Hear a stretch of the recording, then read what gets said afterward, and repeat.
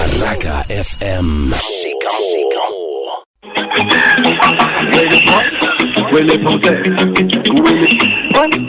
Hello, Willy Paul, habari asubuhi.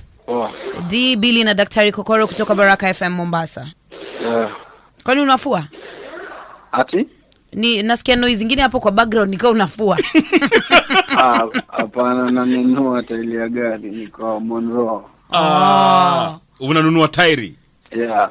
Nakubali. Sasa bosi wangu, ukaingia kwa FBI na CIA ukachanganya, mkachukua dem, mkamplant katika estate ya Ringtone, mkatuma Bluetooth pregnancy through Bluetooth.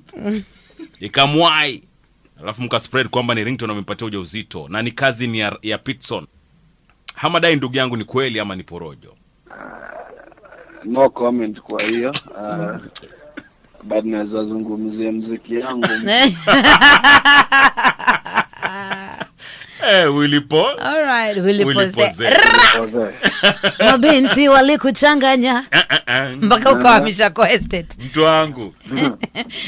Hebu salimia mfano wako Mombasa mwanzo kabla. Not even that. Ni nini juzi sasa ulikuwa unaingilia bahati boss? How could you just do that to a brother? Hapana, sijaingilia mtu. Uliimitate tu vile u perform. No, he was lip syncing. Yeah, the trend. Yenye mtu anachaguliwa tu, si hata mimi. Si ati uko na issue per se. Aya, safi, drop a line or two watu wa Mombasa wakusikie. Mabinti walinichanganya. So unajua, lakini si ati walinichanganya mimi. Ni mmoja wenu tu hapo alichanganywa. Sasa Willy Paul, we've just spoken to Pitson. Anasema nyinyi mabeste sana, na japo muongei sana lakini nyinyi mabeste. Na mtu wenye maembe ndo pura mawe. Na like ame request Ringtone apologize. Sijui wewe unaweza kumwambia nini? Mimi venye tu nilisema no comment.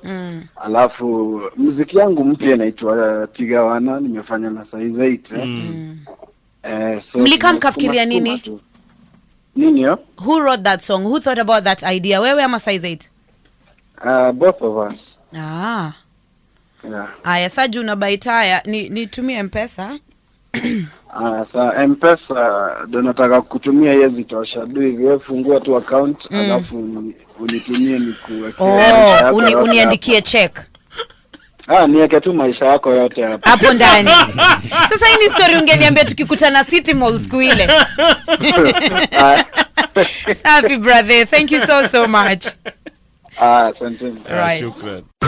Sikiliza Baraka FM ukiwa Mombasa 95.5, 99.3. Baraka FM. Shikamo.